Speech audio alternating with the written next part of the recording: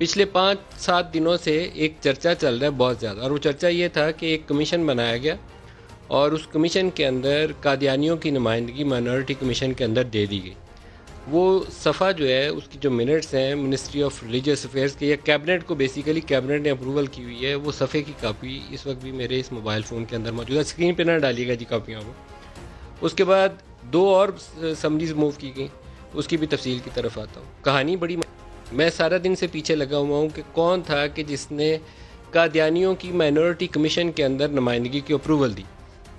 قادیانی کو ہم کہتے ہیں کہ نان مسلم ہے، کیونکہ ہمارا بنیادی فیتھ یہ ہے بینگ اے مسلم کہ finality of the prophethood is part of our faith, اور اس کے بغیر ہم نہ مسلمان مکمل ہوتے ہیں نہ ہمارا دین مکمل ہوتا ہے۔ قادیانیوں کے ساتھ ایشو یہ ہے کہ وہ 1973 کے کانسٹیٹیوشن جس میں ان کو غیر مسلم ڈکلیئر کیا گیا تھا، اس کانسٹیٹیوشن کو ہی نہیں مانتے۔ اسی کانسٹیٹیوشن کے تحت رد قادیانیت کا ایک لا ہے، اس کو بھی نہیں مانتے۔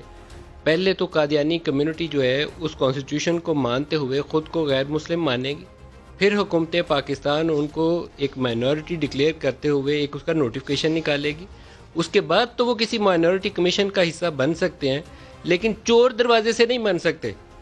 یہ جس طریقے سے کیا کیسے گیا میں آپ کو بتاتا ہوں۔ منسٹری آف ریلیجیس افیئرز نور اللہ قادری صاحب ہیں، خود پیر صاحب ہیں۔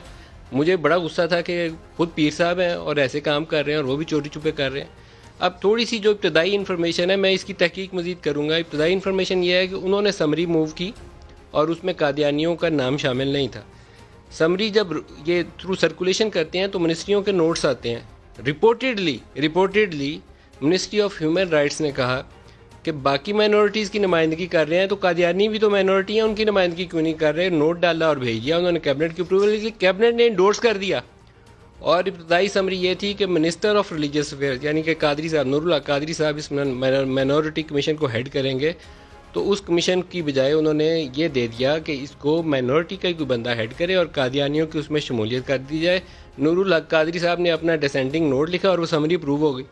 اب جب میڈیا کے اوپر کھپ ڈل گئی، وہ کاپی آ گئی سامنے، شور مچنا شروع ہو گیا کہ آپ نے کیسے ڈال دیا بھائی، اس کا کوئی جواب تو دو، کس لا کے تحت، کس کانسٹیٹیوشن کے تحت؟ انہوں نے ایک اپنا ویڈیو بیان ریکارڈ کرایا اور کہا کہ نہیں ایسا ہم نے کچھ نہیں کیا، یہ ہوا۔ اور اس کے بعد آج دوسری سمری موو کی، اور دوسری سمری موو کرنے کے بعد اس میں سے قادیانیوں والا وہ جو 2-3 لائنیں ہیں وہ نکال دیے گئے ہیں، باقی سمری ویسے ہی پروف کی گئی ہے کہ لارجلی جو اس میں ریپرزنٹیشن ہے وہ مائنورٹیز کی ہوگی اور ہیڈ بھی اس کو مائنورٹی کا بندہ کرے گا۔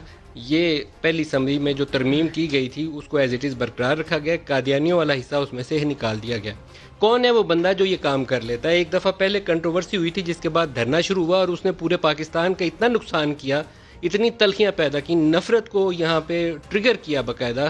اور ایشو کیا تھا کہ آپ نے ایک وہ دینا تھا، سرٹیفکیٹ دینا تھا، اور اس سرٹیفکیٹ کو اس الیکشن کمیشن کے فارم کے اندر سے نکال دیا گیا۔ آج یہ دوسری دفعہ یہ کام کیا گیا۔ وہ ہے کون ہے بندہ جو یہ چوری چھپے کام کرتا ہے؟ وہ سامنے آ کے تو کرے، وہ بتائے، اس کی لاجیکل کوئی ریزننگ بھی تو کرے نا۔ اس طریقے سے اس ملک میں یہ کام ہو سکتا ہے کہ یہ صرف فساد کو جنم دینے کا ایک کوئی نیا طریقہ ہے پاکستان میں؟ خود عمران خان اس چیز کو چیلنج کرتے تھے، کہتے تھے یہ صحیح دھرنا کر رہے ہیں، تو عمران خان کی اپنی حکومت بھی وہی کام کر رہی ہے۔ عمران خان کو اس کے اوپر وضاحت دینی چاہیے، قوم ان سے اس سوال کا جواب کی توقع رکھتی ہے۔